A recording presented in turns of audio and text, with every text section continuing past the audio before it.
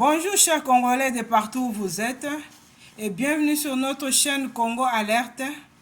Nous voici encore pour parler concernant notre beau pays qui est la RDC, pour dévoiler ce qui est préparé comme plan de la part de notre ennemi qui est le Rwanda.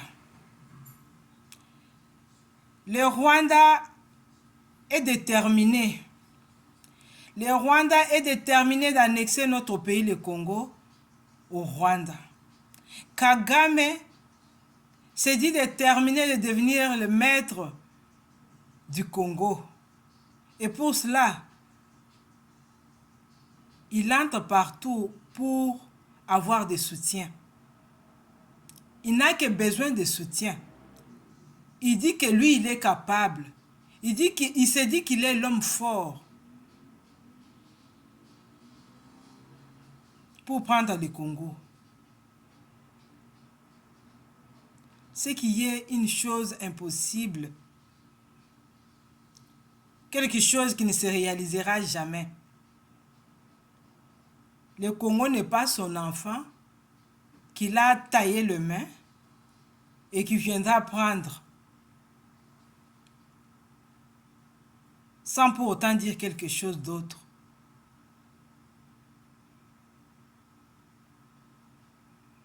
Chers Congolais, je vous prie de partager ces vidéos pour voir combien est grand le complot, combien est grand le plan. Et le plan, il dit que la guerre avec le Congo, c'est pour 100 ans. C'est pour 100 ans. Le Congo n'aura jamais la paix tant qu'il n'est pas annexé à son pays qui est le Rwanda. Tant que lui n'est pas encore devenu maître. S'il vous plaît encore, partagez ces vidéos. Abonnez-vous sur notre chaîne pour être informé de ce qui se passe, de tout complot, de tout ce qui se passe ailleurs comme à l'interne dans notre pays. Nous devons tous participer. Nous devons tous participer à l'édifice de notre pays. Merci encore et suivez l'intégralité de ce qui a été dit dans cette conférence par Kagame, ces déclarations. Merci. Kagame a dit à tous les participants, « Je m'engage à apporter tous les minéraux de RDC qui vous sera livré si je suis soutenu à tout moment. » Je pense que Fachi est sur la bonne voie. L'exemple de Wazalendo est un élément qui sera exploité au maximum. Lors de la rencontre qui a eu lieu en Corée du Sud, j'avais posé une question sur mon X. Toujours, le pays n'était pas officiellement représenté, et il n'est pas nécessaire qu'il soit partout, car parfois, ce genre de réunion tente de quels sont les médias en RDC qui sont parrainés par le gouvernement, comme RFI, BBC, VOA. J'essaie de comprendre pourquoi la voix du gouvernement de la RDC n'est pas représentée n'importe où. Il devrait être. Par exemple, le sommet Corée-Afrique qui vient de se terminer a discuté de la RDC, conspiré contre la RDC en raison de son sol riche en minéraux. Un journal national ou d'autres médias ont analysé ce qui s'est passé là-bas. Lien ci. Il s'agit d'une question sensible de sécurité nationale. Plus nous apprenons ce qui s'est passé, plus cela devient problématique. Kagame a dit à tous les participants, « Je m'engage à apporter tous les minéraux de RDC qui vous sera livré si je suis soutenu à tout moment. » Il leur a rappelé que la guerre de l'Est du Congo est une guerre de 100 ans. N'oubliez pas que même si la réunion avait lieu en Corée du Sud, c'est une colonie des États-Unis, avec le Japon, Israël et le Qatar. Quoi qu'il arrive dans ces pays, c'est toujours d'actualité au nom des États-Unis. Je vous rappelle également que les États-Unis contrôlent l'UE via l'OTAN. Les États-Unis contrôlent l'Asie via AUKUS. Maintenant, pour en revenir à la RDC, avec de telles informations, j'espère que les Congolais en prendront conscience et combattront avec motivation pour libérer le pays. Je pense que Fachi est sur la bonne voie. Pourtant, de nombreux dirigeants de l'élite congolaise ne savent pas ce qui se passe.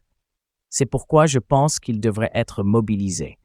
Certains devraient être supprimés de tout statut politiquement influent aux conspirateurs. L'exemple de Wazalendo est un élément qui sera exploité au maximum.